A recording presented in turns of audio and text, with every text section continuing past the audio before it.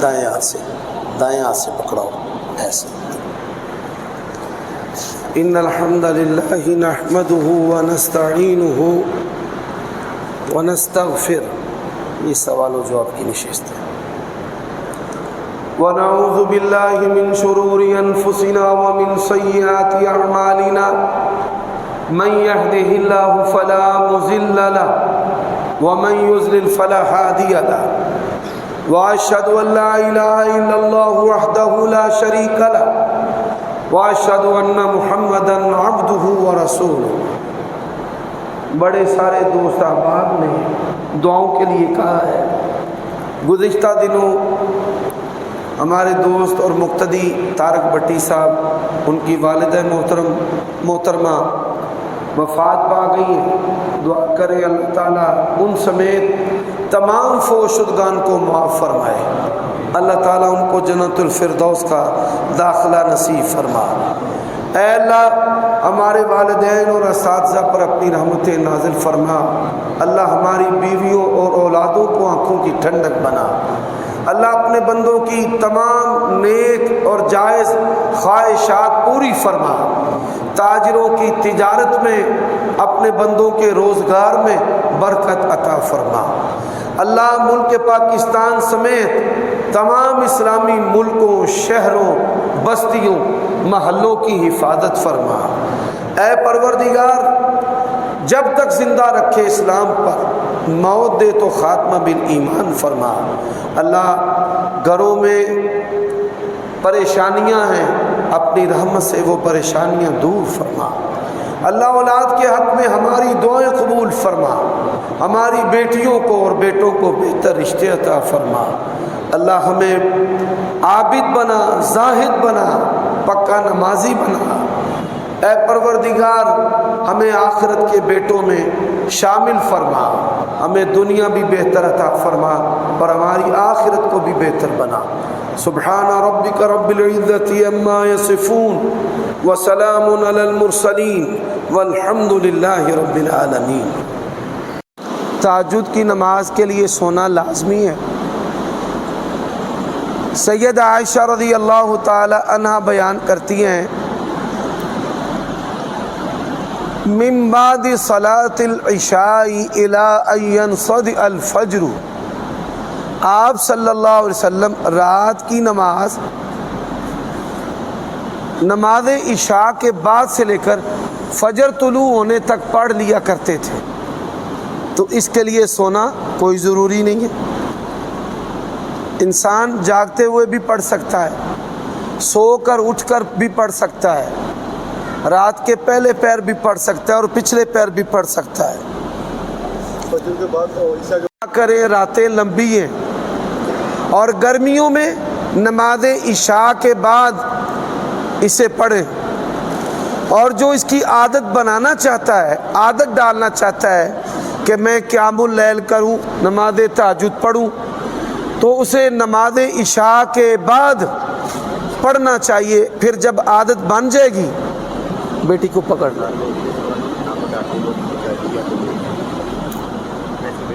تو نماز عشاء کے بعد سے اس کو پڑھے، جب عادت بن جائے پھر وقت کو آگے پیچھے بھی کر سکتا ہے۔ اس کو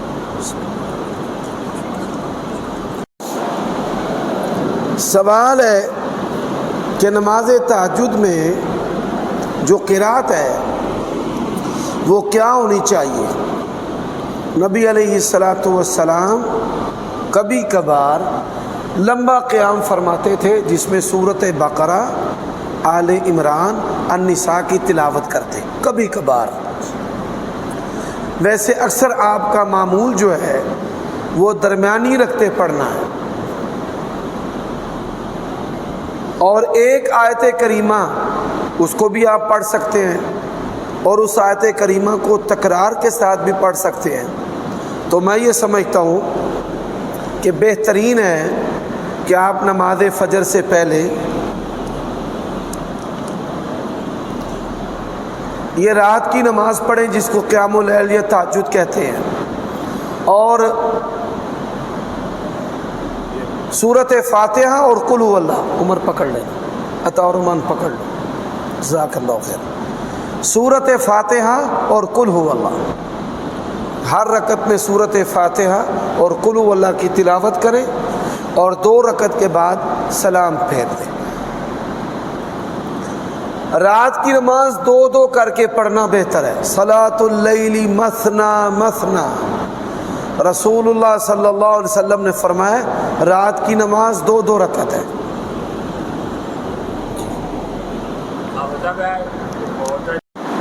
اچھی موت کی کیا علامت ہے؟ اچھی موت کی علامت اللہ تعالیٰ ہی جانتا ہے، لیکن بعض احادیث سے اشارے ملتے ہیں۔ من کان آخر کلامہ لا الہ الا اللہ، دنیا سے جاتے ہوئے وہ لا الہ الا اللہ پڑھ رہا ہے، قرآن پڑھ رہا ہے، نماز پڑھ رہا ہے، نیکی کر رہا ہے، تو نیکی کرتے اچھے کلمات پڑھتے اس کی موت آ جاتی ہے، تو اس کے بعد ہمارا حسن ظن ہے کہ اللہ تعالیٰ نے اس کو جنت داخل کر دیا ہوگا۔ قطعی اور یقینی جنتی صحابہ کرام کے علاوہ ہم کسی کو نہیں کہہ سکتے۔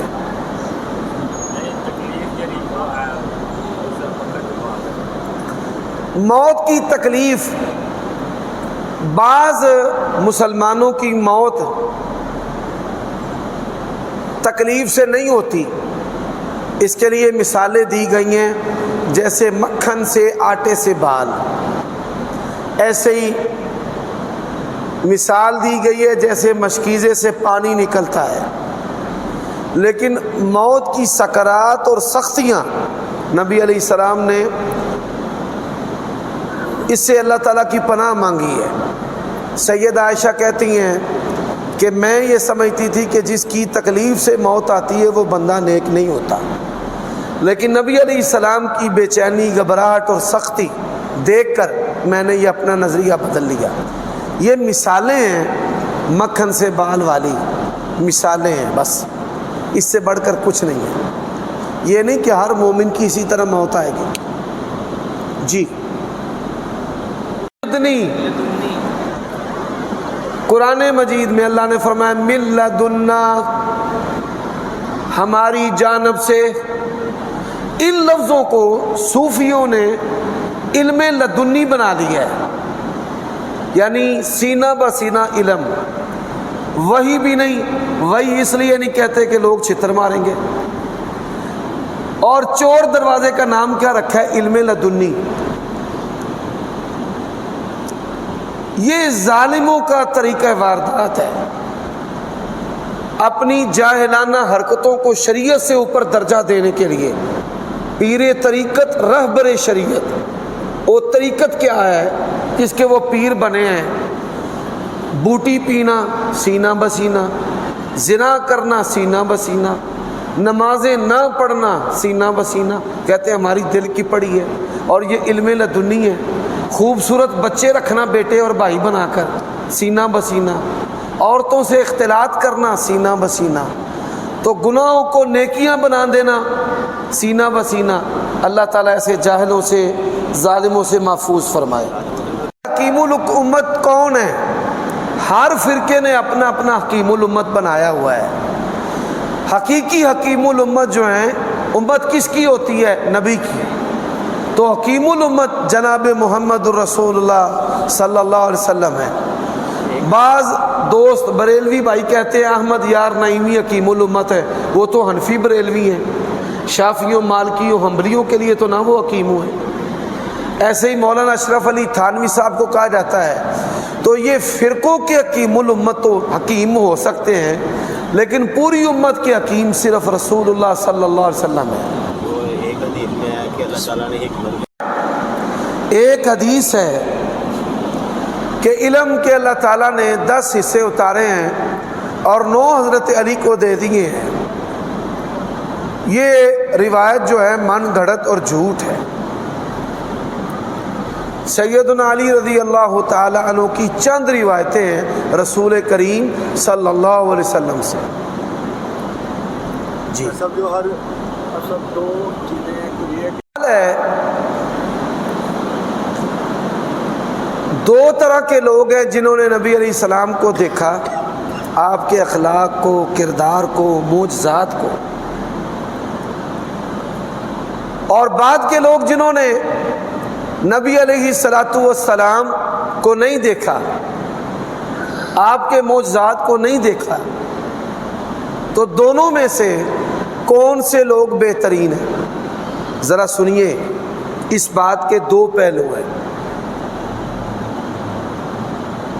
پہلا پہلو کہ نبی علیہ السلام کی زیارت جو ہے وہ دنیا کے ہر شرف سے بڑھ کر شرف ہے، اور اللہ تعالیٰ نے اس شرف کے لیے ان لوگوں کو منتخب کیا ہے، جیسے عبداللہ بن مسعود رضی اللہ تعالیٰ عنہ کہتے ہیں اللہ تعالیٰ نے سب سے پاکیزہ انسان کو رسول اللہ بنایا ہے، اور پھر ان کے بعد جو پاکیزہ تھے ان کو رسول اللہ کا ساتھی بنایا ہے۔ تو رسول اللہ صلی اللہ علیہ وسلم کا ساتھی ہونا بھی یہ اللہ تعالیٰ کا عطیہ اور اس کا چنیدہ، تو اس لحاظ اور اعتبار سے وہ لوگ افضل ہیں۔ اب دوسرا پہلو ہے ایمان بالغیب۔ نبی علیہ السلام نے قرآن مجید کی ایک آیت کریمہ ہے وَآخَرِينَ مِنْهُمْ لَمَّا يَلْحَقُوا بِهِمْ وَهُوَ الْعَزِيزُ الْحَكِيمُ۔ کچھ لوگ ہیں جنہوں نے آپ کو دیکھا نہیں ہے، ملے ہی نہیں آپ سے، لیکن وہ آپ کی جماعت میں شامل ہیں۔ حضرت ابو ہریرہ نے سوال کیا یا رسول اللہ صلی اللہ علیہ وسلم کون سے ایسے لوگ ہیں جنہوں نے آپ کو دیکھا نہیں، ملے نہیں، آپ کی جماعت میں شامل ہیں؟ رسول اللہ صلی اللہ علیہ وسلم نے فرمایا، سلمان الفارسی کے کندھے پہ ہاتھ رکھ کے، رجل من ہؤلاء، اس کی قوم، اس کے علاقے سے لوگ۔ امام بخاری فارسی، امام مسلم فارسی، امام ترمذی فارسی، سیاستہ کا آج جو دین کا دار و مدار ہے سیاستہ پر، تو یہ اکثر ائمہ محدثین جو ہیں وہ فارسی ہیں۔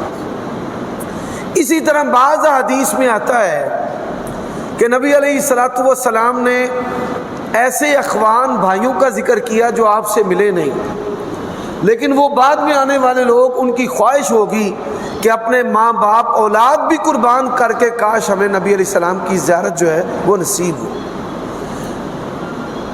اب یہاں پر ایک اور حدیث ہے جو فیصلہ کر دیتی ہے،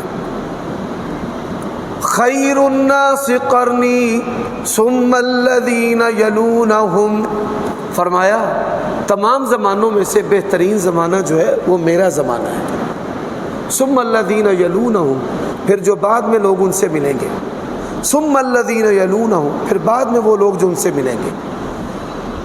تو ایسے بعض اجمالی دلائل آتے ہیں جن سے یہ بات نکلتی ہے کہ بعد کے لوگ شاید افضل ہیں، یا ہم افضلیت کا تعین نہیں کر سکتے۔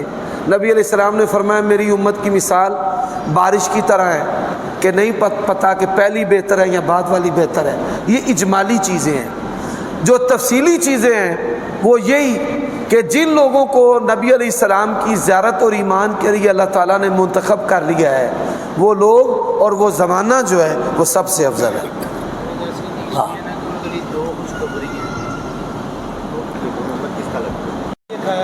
دو سوال ہے۔ پہلا سوال ہے شادی کرنے کے لیے کوئی وظیفہ بتائیں۔ حضرت موسیٰ علیہ السلام کی دعا، رب انی لما انزلت الی من خیر فقیر۔ اور ایک عورت نے حاملہ ہے، خواب میں سورج مکھی کے بیج دیکھے ہیں، ہوا خیر، یہ بہتر ہے۔ خیر، رزق اور بہتری اس کی دلیل ہے۔ جی، ایک کھا بھی سکتی ہے۔ اچھا، خواب کی تعبیر یہ ہے خیر، رزق، بہتری، اور اگر اس کا جی چاہتا ہے سورج مکھی کے بیج کھانے تو کوئی ممانعت شرعی نہیں ہے، کھائے۔ جی،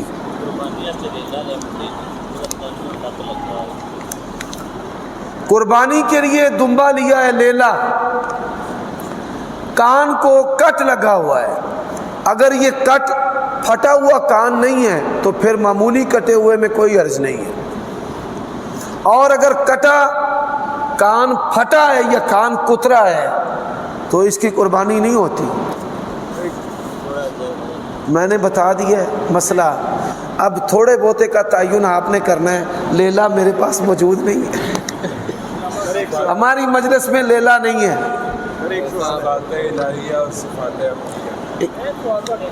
اے جی ایک منٹ جی، سبحان اللہ۔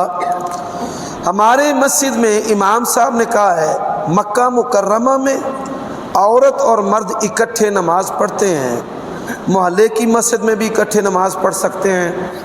وہ امام صاحب جو ہیں اگر میں ان کے لیے سب سے نرم الفاظ بھی استعمال کروں تو وہ اجہل الناس ہے، لوگوں میں سے جاہل ترین ہے۔ طواف پردہ داری حیا کے ساتھ اکٹھے ہو سکتا ہے، نماز اکٹھے نہیں ہو سکتی۔ اگر عورت مرد برابر کھڑے ہوں گے تو نماز باطل ہو جائے گی۔ مسجد حرام کے اندر عورتوں کی مسجدیں الگ بنی ہیں، مردوں کی مسجدیں الگ بنی ہیں۔ مطاف سے پیچھے راؤنڈ کے اندر انہوں نے الگ الگ مسجدیں بیریئر لگا کر ریلیں رکھ کے الگ الگ بنائی ہیں، اور مسجد نبوی کے اندر بالکل لکڑی کی دیوار حائل کر کے انہوں نے بالکل الگ الگ حصے کر دیے ہیں۔ باب علی اور باب عثمان جب میں گیا تو یہ دو دروازے عورتوں کے داخلے کے لیے استعمال ہوتے تھے، بڑے دروازے، اب کا نہیں پتہ، واللہ عالم بالصواب۔ تو وہاں پر بھی الگ الگ نمازیں پڑھتے ہیں۔ اگر آپ نے اپنے ارد گرد ایسا کوئی منظر دیکھا ہے، میں نے دیکھا ہے مطاف میں کہ کئی لوگ طواف میں لگے ہوتے ہیں، وقت کو نہیں دیکھتے، اب وہیں پر صفیں بن جاتی ہیں تو پھر عورتیں کیا کرتی ہیں، وہ تھوڑا مردوں سے پیچھے کھسک جاتی ہیں کہ ان کے قدم سے ہمارا قدم برابر نہ ہو۔ تو اگر ایسے ہو جائے کہ طواف ہو رہا ہے، میرے ساتھ خود ایسے ہوا تھا ایک دفعہ کہ میری فیملی میرے ساتھ تھی، اذان ہوئی تو میں نے یہ سوچا کہ یہ چکر مکمل کر کے نکل جاتے ہیں، کیونکہ آپ کو پتہ ہے کئی دفعہ 15 منٹ 20 منٹ کئی دفعہ آدھا گھنٹہ بھی وقفہ ہوتا ہے جماعت کے لیے، تو چکر پورا کیا کرنا تھا، اذان کا جواب بھی ابھی بمشکل دیا، چند قدم ہی چلے ہوں گے تو اقامت ہو گئی۔ اب میری جو اہلیہ وہ کہنے لگی کیا کرنا ہے، میں نے کہا اپنی نماز بھی تو نے برباد کرنی ہے اور میری بھی کرنی ہے۔ تو ہم لوگوں کے اندر سے گزرتے ہوئے باہر نکل آئے اور میں نے اس کو عورتوں کی مسجد میں چھوڑا۔ نماز ہو کیسے بھی حالات ہو، شریعت کے حکموں کی پابندی ہوگی، اور میرا یہ یقین اور ایمان ہے۔ میں نے اپنی بیوی کے اضطراب کو جب دیکھا نا کہ نماز کی رکھتے 2-3 نکل گئی ہیں، تو میں نے اسے کہا اللہ کی قسم ہے ہمیں تکبیر اولیٰ سے بھی زیادہ ہمارا رب ہمیں اجر دے گا، پریشان نہ ہو، ہم نے شریعت کے حکموں کی پابندی کی ہے۔ تو یہ چیز ہے، شریعت کے حکموں کی پابندی کریں آپ۔ اب دیکھیں ایک بندہ جو ہے وہ آپ مسجد کی طرف آ رہے ہیں اور اس کو کوئی زخم آ گیا، خون بڑی تیزی سے بہہ رہا ہے، اور آپ اس کو چھوڑ کر نماز پڑھنے کے لیے آئیں گے تو شاید آپ کو نماز اس کا ثواب بھی نہ ملے، عبادت کی بجائے گناہ بن جائے، کیونکہ مسلمان کی حرمت جو ہے وہ نماز سے بھی زیادہ ہے۔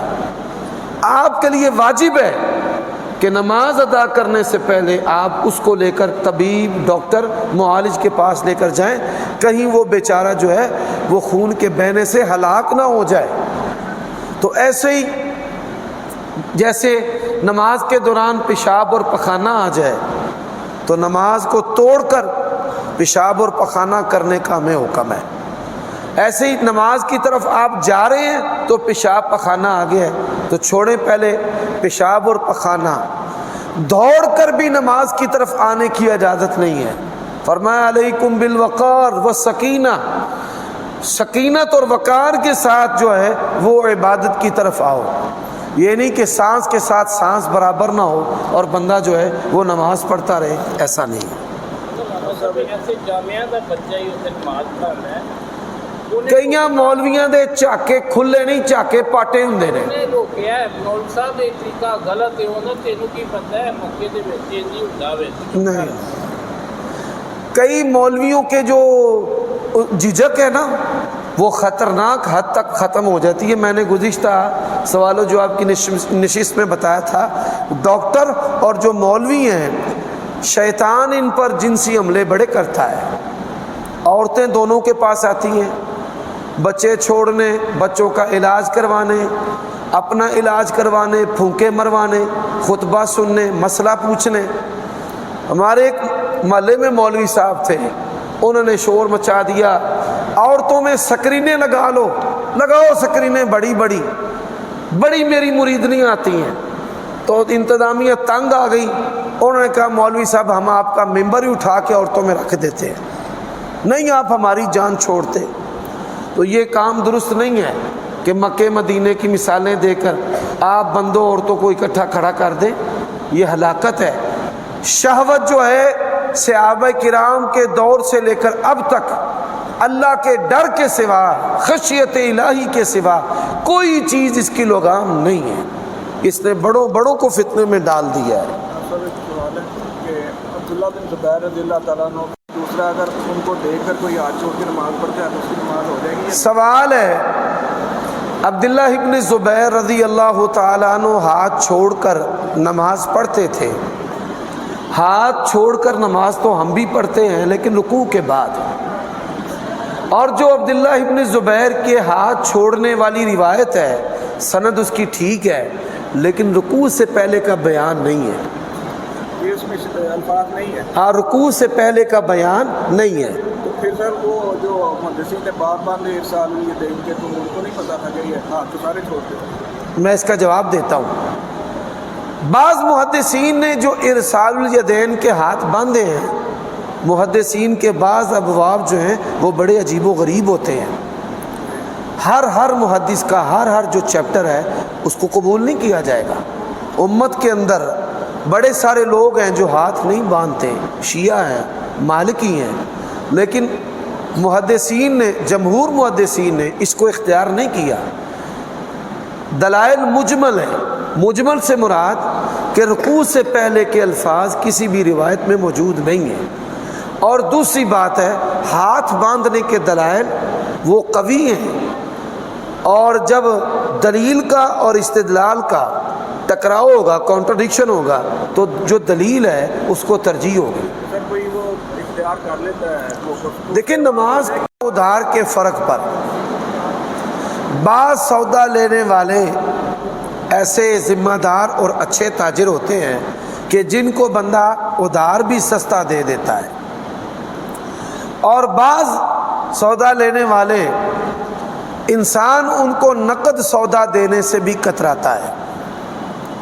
नकद उधार के फ़र्क पर कीमत का जो अलग अलग तयन है, एक मर्तबा उलमा अक्सर जो हैं वो इसके जवाज़ के कायल हैं, लेकिन मैं इसको राजी और बेहतर नहीं समझता, क्योंकि इससे ही लोग फ़ायदा उठाते हुए जो सूदी लोग हैं वो अपनी दुकानदारियां चलाते हैं।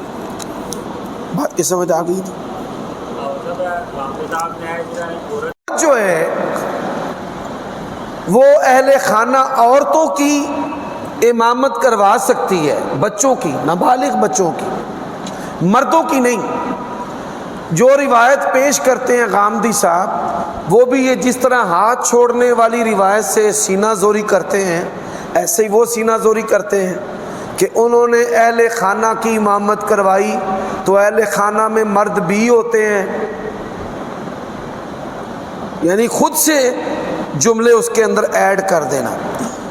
आप देखें, हमारे घरों में जब औरतें नमाज़ पढ़ती हैं तो उनके साथ बच्चे खड़े होते हैं या नहीं होते? बच्चे भी खड़े हो जाते हैं, बच्चियां भी खड़ी हो जाती हैं। यही उस हदीस का माना है। ये माना नहीं है कि औरत खड़ी हो और जो मर्द है वो उसकी इक्तदा के अंदर नमाज पढ़े। कुल ज़ख़ीरा दीन के अंदर ऐसी कोई हदीस मौजूद नहीं है। गामदी साहब को भी चैलेंज है اور جو رکوع سے پہلے ہاتھ چھوڑتے ہیں ان کو بھی الفاظ کے ساتھ یہ کھلا چیلنج ہے کہ دنیا کے اندر ایک حدیث لے آئیں کہ رکوع سے پہلے کبھی رسول اللہ صلی اللہ علیہ وسلم نے ہاتھ چھوڑے ہوں. نہیں, حکم تو ہم نہیں لگاتے. اب دیکھیں نا, ہم بریلویوں کی تکفیر نہیں کرتے, قبر کو سجدہ کرتے ہیں, اس کے باوجود ہم ان کو مسلمان سمجھتے ہیں. ایک ہے تکفیر کا عمل, فتویٰ سازی کا عمل.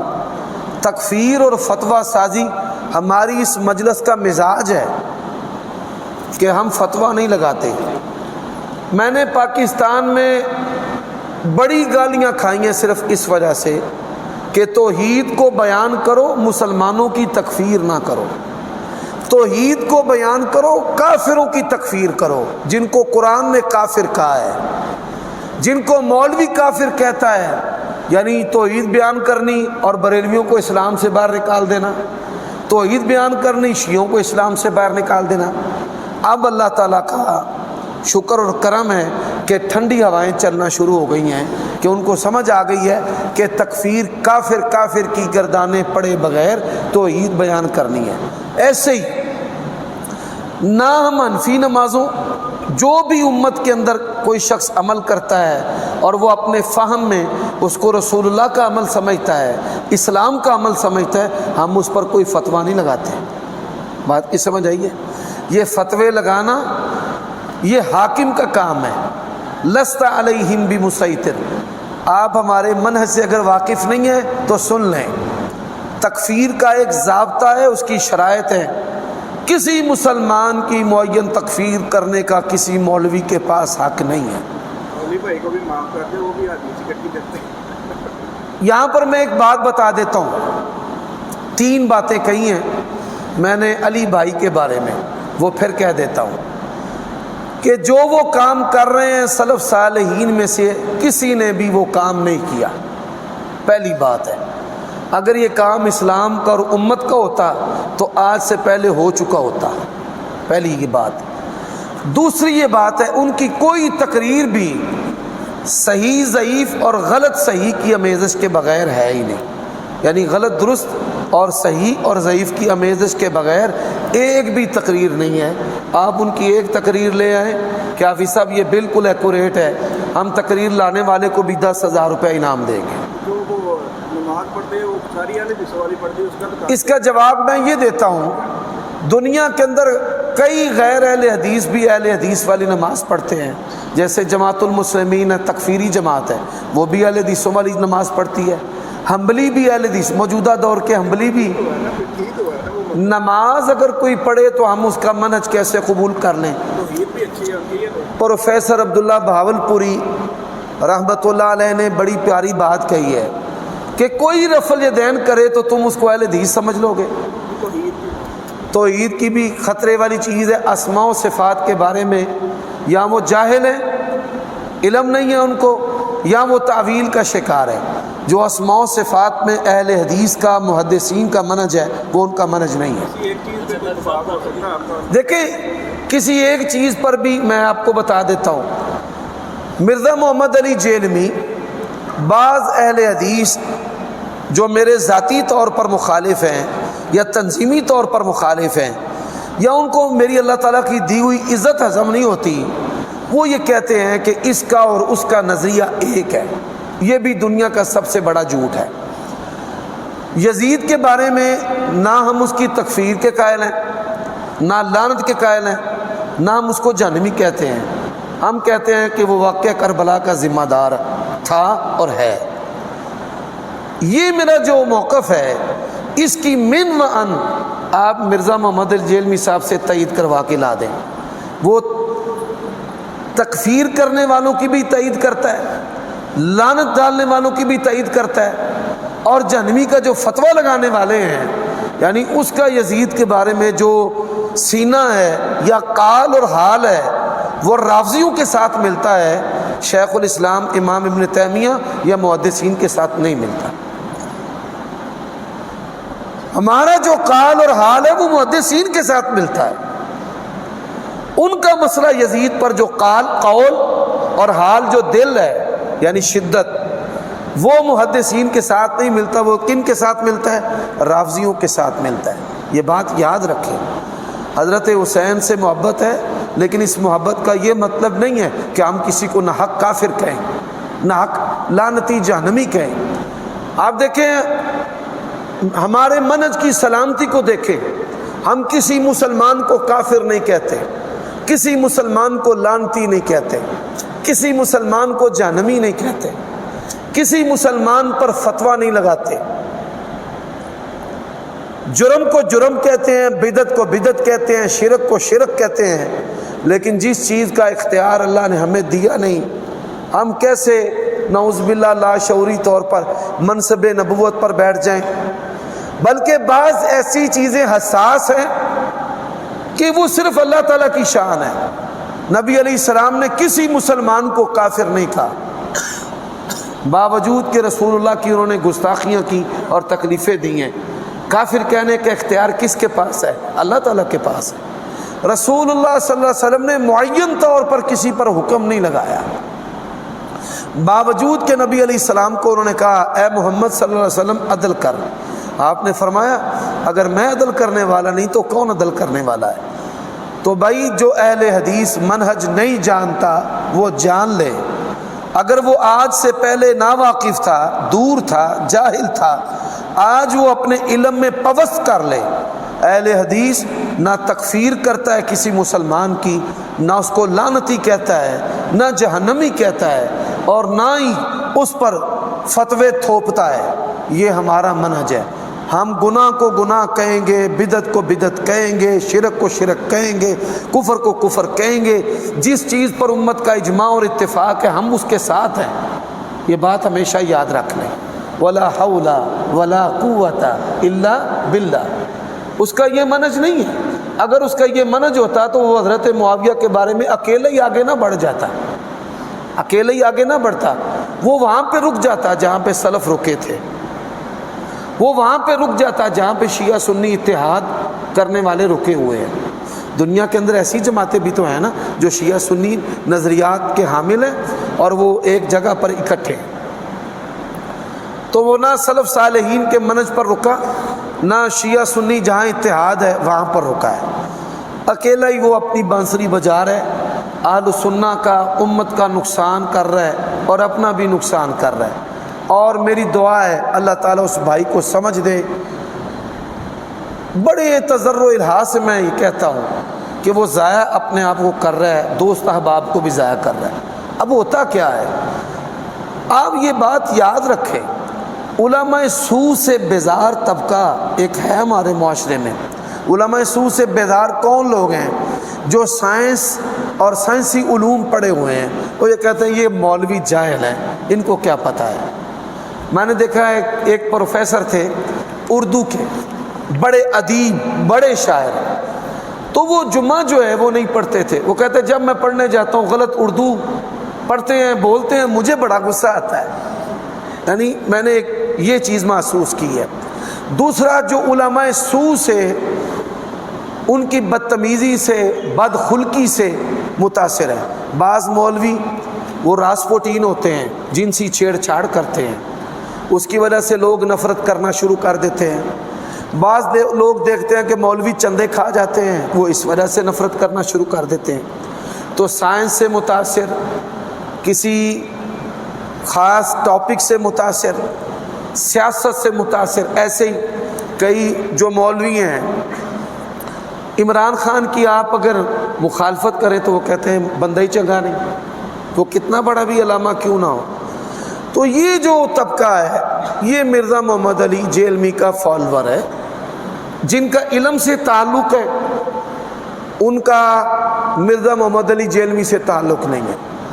آپ یہ بات جانتے ہیں کہ میں کوئی خطرے والا اور نہ خطرناک ہوں نہ خطر منہ ہوں، لیکن وہ پھر بھی بات نہ سمجھنے کے لیے تیار ہے نہ سمجھانے کے لیے تیار ہے۔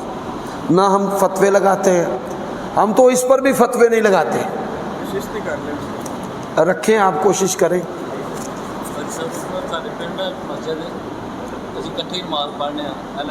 سوال ہے، فرماتے ہیں کہ ہماری مسجد کے اندر تینوں مکاتب فکر اکٹھے نماز پڑھتے ہیں، اور ہمارے جو امام مسجد ہیں ان کا تعلق دیوبندی مسلک کے ساتھ ہے۔ ایک بریلوی دوست نے مسئلہ کیا کہ نبی علیہ الصلوۃ والسلام کی قبر میں اذان بھی ہوتی ہے اور جماعت بھی ہوتی ہے۔ فرماتے ہیں ابھی یہ دوست بیٹھے ہوئے ہیں کہ میں نے امام صاحب سے سوال کیا کہ یہ مسئلہ درست ہے، تو انہوں نے کہا درست ہے۔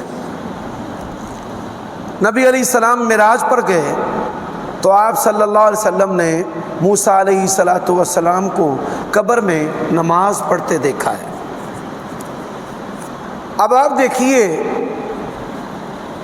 انبیاء علیہ الصلوۃ والسلام کے بارے میں جو آیات اور احادیث آتی ہیں ہم نہ اسے کم کر سکتے ہیں نہ زیادہ کر سکتے ہیں۔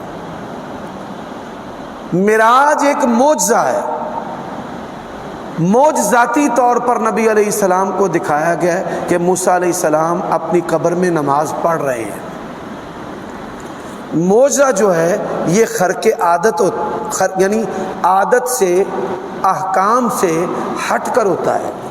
پہلی جو چیز ہے، نبی علیہ الصلوۃ والسلام نے ہنڈیا کے اندر لعاب ڈالا، اللہ تعالیٰ نے نبی علیہ السلام کا معجزہ ظاہر کر دیا۔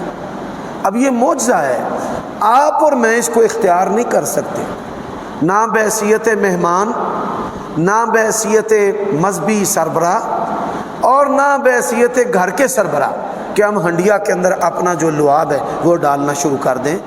ہمارا لعاب وہ اس حکم میں نہیں ہے جس حکم میں نبی علیہ الصلوۃ والسلام کا لعاب مبارک ہے۔ آپ کا لعاب مبارک جو ہے وہ پاک ہے اور اس کے ساتھ تبرک ہے، اس کے ساتھ برکت ہے۔ بات سمجھ رہے ہیں جی؟ اب آ جائیے جو قبر کی زندگی ہے اس کے بارے میں گزشتہ خطبہ جمعہ میں بھی یہ سوال ہوا تھا تو میں نے مختصر اس کا جواب دیا، آج قدر تفصیل سے جواب دیتا ہوں۔ اللہ تعالیٰ نے ہمیں عالم ارواح میں پیدا کیا ہے، ہمارے پاس یہ گوشت پوست کا وجود نہیں تھا۔ ہمارے ماں باپ کے ملاپ سے پھر اللہ تعالیٰ نے ہمیں ایک وجود دیا، اور یہ وجود مجموعہ ہے روح کا اور جسم کا۔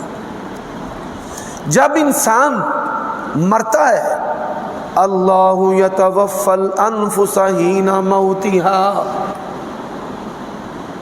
تب اللہ تبارک و تعالیٰ جو روح ہے وہ روک لیتا ہے، روح بدن سے نکال دیتا ہے۔ اخرجوا انفسکم، قرآن مجید کی آیت ہے، سمجھ رہے ہیں نا میری بات کو؟ اب یہ جو روح ہے یہ الگ بات ہے کہ روح جو ہے وہ کہاں جاتی ہے۔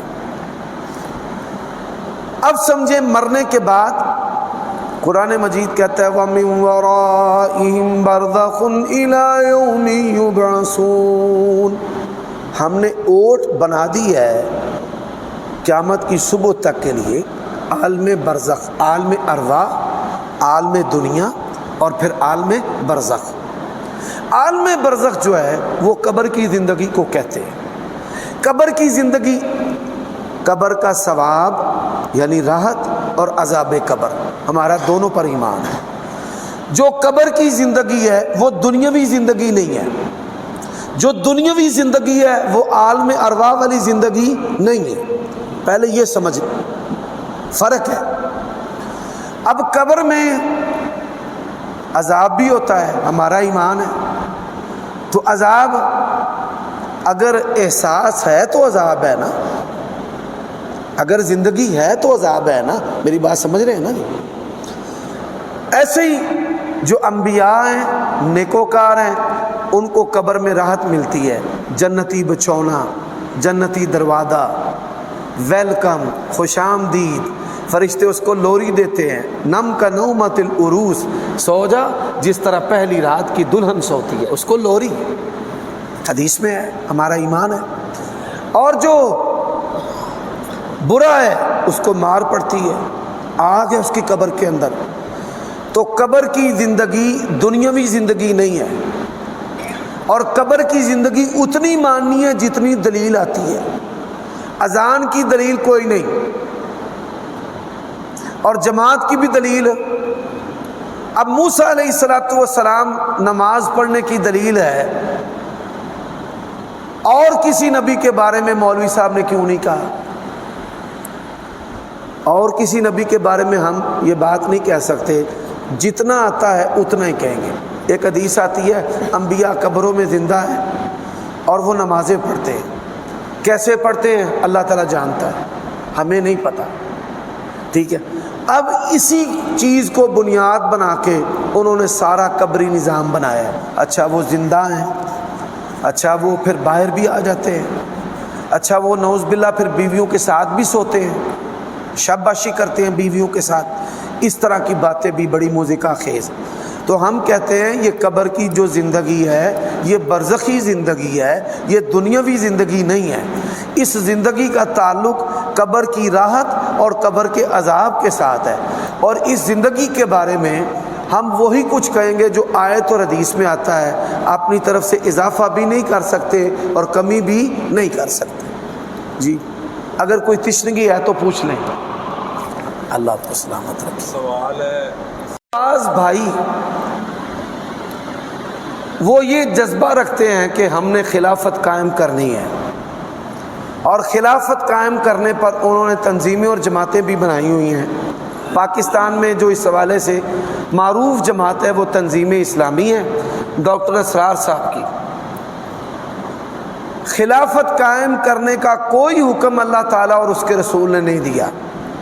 اگر خلافت قائم کرنے کا حکم اللہ تعالیٰ اور اس کے رسول نے دیا ہوتا تو صحابہ کرام کبھی بھی بادشاہوں کے ہاتھ پر بیعت نہ کرتے۔ عبد الملک بن مروان کی بیعت کی ہے صحابہ کرام نے،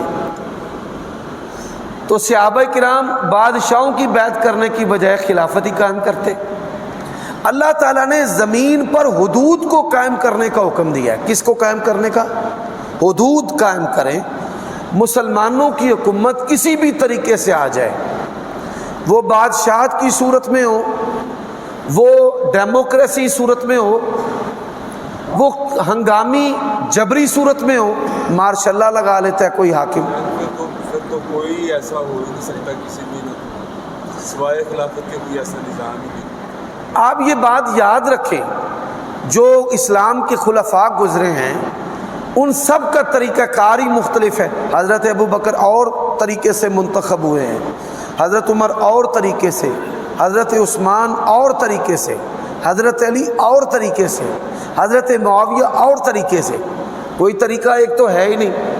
اگر اسلام نے طریقہ ایک دیا ہوتا تو 6 جو خلفاء ہیں صحابہ کرام، حضرت ابو بکر، عمر، عثمان، علی، حسن اور معاویہ، بعد کے جو خلفاء ہیں تابعین میں سے، میں ان کی بات نہیں کرتا، میں صرف 6 صحابہ کرام خلفاء کی بات کرتا ہوں، پھر سب کا طریقہ تو ایک ہونا چاہیے تھا نا۔ تو یہ ہاں ہم یہ کہتے ہیں کہ خلافت جو ہے وہ بادشاہت کی صورت میں بھی ہو سکتی ہے، بنو امیہ کی خلافت، بنو عباسیہ کی خلافت، اسی طرح جو عثمانی ہیں ان کی خلافت، تو یہ بھی خلافت کی ایک صورت ہے پیارے بھائی۔